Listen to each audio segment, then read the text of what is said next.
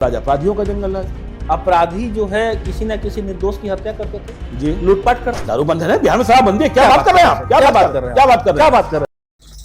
नमस्कार दोस्तों, साहेबगंज 98 विधानसभा को बहुत दिनों से पटना में बैठे कुछ पत्रकार लोग हॉट सीट बताता है, हॉट सीट है, हॉट सीट है, और इसी वजह से यहाँ के नेता लोग जो है पटना में जाकर इंटरव्यू देता है, क्योंकि यहाँ छोटा पत्रकार से लोग का इंटरव्यू देगा तो अच्छा नहीं होगा। वहाँ बड़ा बड़ा पत्रकार है, और बड़ा पत्रकार होने के लिए शरीर कम से कम 1.25 कुंटल का होना चाहिए, ब्रॉडकास्ट वाला माइक होना चाहिए, एसी रूम होना चाहिए। वहीं बैठे बैठे मतलब पूरा साहेबगंज को हॉट कूल ये लोग बताएगा।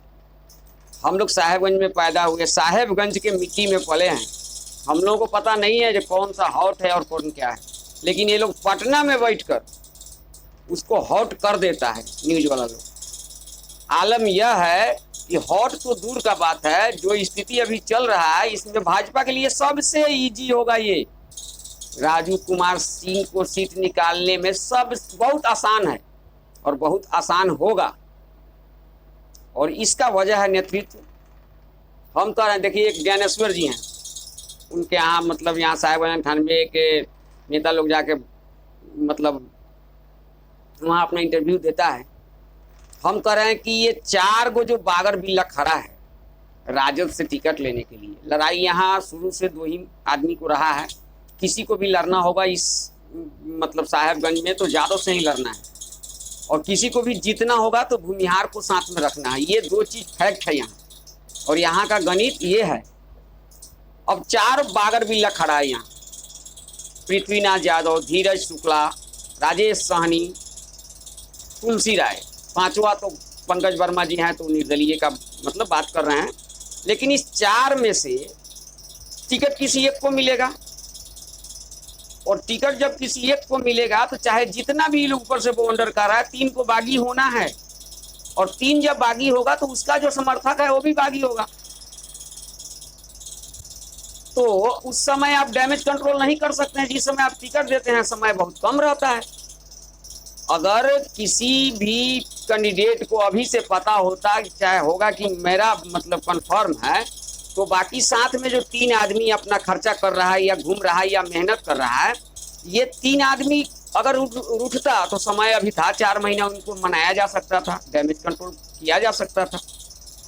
लेकिन आप जब टिकट देंगे उस समय बहुत देर हो चुका होगा, और ये 4 में से 3 को बागी होना ही है। और जब 4 में से 3 बागी होगा तो भाजपा को कौन हराएगा यहाँ? अगर मुकेश सहनी जी को सीट जाता है, साहेबगंज का राजेश सहनी जी को मिलता है, तो यादव और भूमिहार दोनों बागी होंगे। फिर भूमिहार के पास कोई उपाय नहीं होगा, भूमिहार भाजपा में जाएगा। अगर टिकट तुलसी राय को मिलता है, निश्चित रूप से सहनी और भूमिहार बागी हो जाएंगे। टिकट धीरज शुक्ला को मिलता है, तो अब देखा गया था एमपी के चुनाव में, देखा गया था टिकट अगर धीरज शुक्ला को भी मिलता है फिर भी ये लोग बागी होंगे। निश्चित तौर पर कोई ना कोई असर पड़ेगा, और वहां बैठ के लोग बता रहा है कि बिल्कुल हॉट सीट है, हॉट सीट है। आप लिख के रख लीजिए, ऐसे तो आप लोग मानेंगे नहीं, क्योंकि आप लोग समझते हैं कि गणित समझना और राजनीति समझने के लिए पटना में बैठना ही जरूरी है, और एसी रूम होना जरूरी है, ब्रॉडकास्ट माइक होना जरूरी है। लेकिन मैं कहता हूं कि लिख के रख लीजिए, रिजल्ट के बाद पता चलेगा कि ये हॉट सीट है कि इजी सीट है। क्योंकि जो रवैया अभी चल रहा है ना चुनाव के लिए, तब बताइए इस 4 गो बागर बिल्ला में चारों 1 साल से 2 साल से 1 साल से बिना न्योता का हर जाति धर्म के लोग यहाँ जाके चुमावन कर रहा है, घूम रहा है, रात बेरात दौड़ रहा है। जो आदमी सत्यनारायण भगवान के आरती में 10 रुपया नहीं रखने वाला था, वो भी मंदिर मस्जिद में 20, 30, 40 हजार चंदा दे रहा है। आपको क्या लगता है जब उसको टिकट नहीं मिलेगा तो उस समय आपको कहेगा कि नहीं आप मुख्यमंत्री बनिए तेजस्वी जी, हम आपको वोट दे रहे हैं? उसमें से कौन नहीं देगा। एक को टिकट मिलेगा, 3 बागी होगा, उस तीनों का समर्थक भी साथ में बागी होगा, और ये होना है, क्योंकि उस समय आपके पास कोई समय नहीं बचेगा कि आप डैमेज कंट्रोल कर पाएंगे। हर सीट का आकलन अलग होता है। इसके पहले ये वीआईपी को मिला था तो उस समय बात कुछ दूसरा था। उस समय वीआईपी एनडीए के साथ गठबंधन में था, इस बार वीआईपी महागठबंधन से गठबंधन में है। तो जब उस समय वीआईपी एनडीए से गठबंधन में था तो कुछ भाजपा का वोट था, प्लस राजू सिंह का अपना राजपूत का वोट था, और ऊपर से साइड से निषाद का वोट मिल गया, जीतना आसान हो गया। लेकिन इस बार समय उल्टा है ना। यहाँ आप महागठबंधन के साथ हैं, आपको लड़ना राजू सिंह से है, भाजपा से। यहाँ का जातीय समीकरण तगड़ा है, एक वोट भी नहीं कटेगा भाजपा के लिए राजपूत लोगों का। दूसरा, भाजपा का कैडर वोट है वो नहीं कटेगा। फिर आप जब लड़ाई लड़ रहे हैं, आप 4 आदमी मिल के जब लड़ाई लड़ रहे हैं, ऐसे में सोचिए कि आप 4 आदमी में से एक आदमी को टिकट मिलेगा, आप लोग कैसे हरा पाइएगा।